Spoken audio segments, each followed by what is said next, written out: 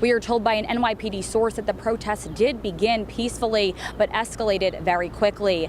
Those demonstrators started here in Union Square and made their way all the way down to City Hall, where at least 72 were arrested. City Council will spend the next few months negotiating with the mayor on a finalized budget, which will be announced in June. In the meantime, elected leaders and officials are calling on the mayor to become more creative in finding ways to restore funding for these programs. In an open letter to New York City's representatives, New Yorkers are seeking answers to how exactly mass testing will be completed when large swaths of the city's population are unaccounted for, undocumented, and homeless. Police officers nearby responded to the scene, one pulling out his firearm.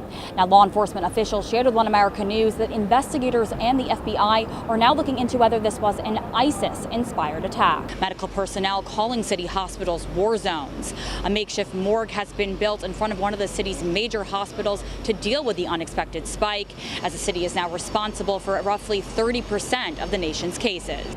After posting a sign outside his doors that included a gold police badge, the restaurant has received a host of social media abuse and threats saying the restaurant will be burned to the ground. This all for standing in solidarity with our law enforcement. It is still not clear whether Weinstein will testify in his own defense. We're expecting at least 8 weeks of arguments and testimony before deliberations begin. Mayor de Blasio announced city restaurants will temporarily be able to create an influx of seating on sidewalks, in parking spaces, and on open streets during phase 2 of the city's reopening plan. Okay, Sabrina, so I can't even get a guy to text me back. And here we have 3 couples who just celebrated a combined 190 years of marriage. That's a long time. Yeah, the couples met at the Lindbergh Bristol Assisted Living Facility and have been married for over 60 years. How'd they do it? Tolerance. Sense of humor, and looking the other way sometimes. While understanding that need for clinical trials, Dr. Zelenko trusts if we wait an extra 4 to 5 months, we would lose the lives of an extra 1 million Americans, urging physicians to adopt a regimen similar to his and dose it during the early stages. Moments ago, city officials announced the names of those suspects, and we've also learned one of the suspects was involved in posting anti-Semitic and anti-police rhetoric online, an attack that could have been far more deadly had police officers nearby not intervened quickly. The U.S. and India both have a lot to offer each other. Both want a stable and prosperous South Asia, both want a reasonable Pakistan, both want to tackle the menace of transnational Islamist terrorism. What do you believe, if anything, the U.S. could offer right now to broker peace between India and Pakistan? This was a selection process that was, we can say, far from easy. Can you share with us a few of the biggest challenges that we were facing here to get a fair and impartial jury? Right now, we are under this one-party rule in the city and state as far as our representation in Washington goes, and we're seeing some disturbing policies. What do you make of some of these, and how do you plan to change the course that we're currently on right now? Appalled by photos of mass gatherings from over the weekend, Governor Cuomo reprimanded the New Yorkers that broke coronavirus social distancing rules and threatened to shut down city streets for a second time. Now, as other states begin to reopen, New York, the original epicenter of the crisis, can hopefully set a positive example if those infection rates remain low. Caitlin Sinclair, One America News, New York. One America's Caitlin Sinclair has the latest from New York. It was another night of violent riots across the streets of New York City, now bracing for its second night of curfew starting at 8 p.m. More than 2,000 people have been arrested, with police cuffing 800 alone on Monday night. One America spoke exclusively with the president of the Sergeants Benevolent Association, who shared with us officers right now are saying they are losing control over the city. Protesters came together to call for change in action. However, as the sun went down, the violence started up. Mullen says officers are calling on the support and aid from our military. It's nothing like I've ever experienced in my 38 years in the NYPD. The politics of the governor and the mayor of keeping everybody at bay is losing control of the city. I get emails, phone calls from residents of the city asking why we can't get control of this. The truth is, NYPD, which is the biggest law enforcement group in the country, needs help. We need National Guard support, or we need military support. Reports of destruction began to come in around 8 p.m. Monday, well before the start of the curfew. A handful of demonstrators broke off a relatively peaceful group as it moved around 30 Rockefeller Plaza, breaking windows and causing chaos. Later, people were seen ripping off plywood that has been put up to protect the many high-end boutiques.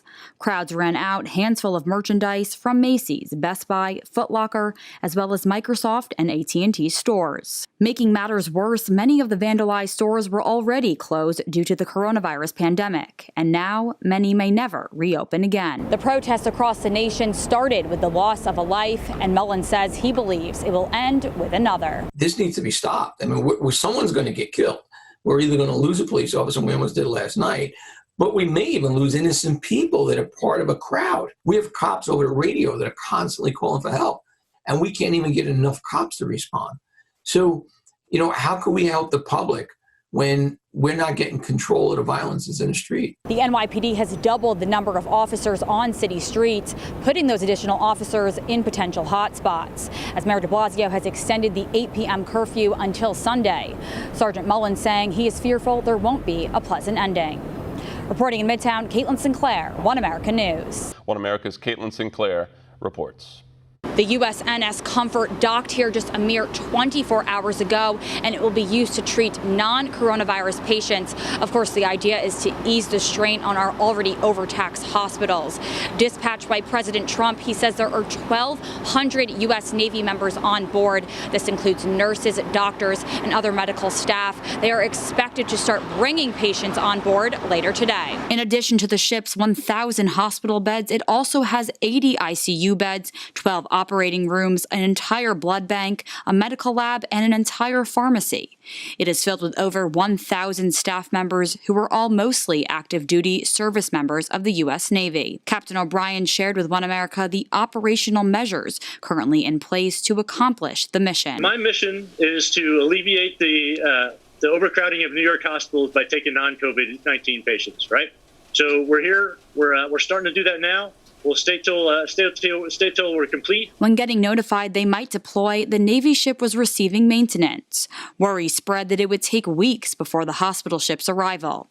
Yet USNS and our members of the U.S. Navy arrived here on the front lines 10 days early. How did they do so? We're the Navy, man. We're going to make it happen. The sailors and Marines, civilian mariners, really put the time and effort in and made it happen. The Comfort is not anticipated to treat COVID-19 patients. However, the ship is here to help as the city reaches the height of the curve. We're here. We're doing what we can to help out, and we won't leave till we're done. New York Governor Cuomo welcoming USNS in a tweet saying, "We asked and the federal government answered. The ship is a step forward in our fight against coronavirus." New York always has a special place in my heart. I'm thrilled to be back here. I know that the sailors, Marines, and civil mariners on board are all thrilled to be able to do something for New Yorkers, and are proud to be here serving their fellow Americans. The big question is, can a ship where viruses have been shown to spread with frightening ease actually remain safe from the infection ranging just outside its dock? Comfort has a COVID-free bubble where we're doing everything we can to minimize.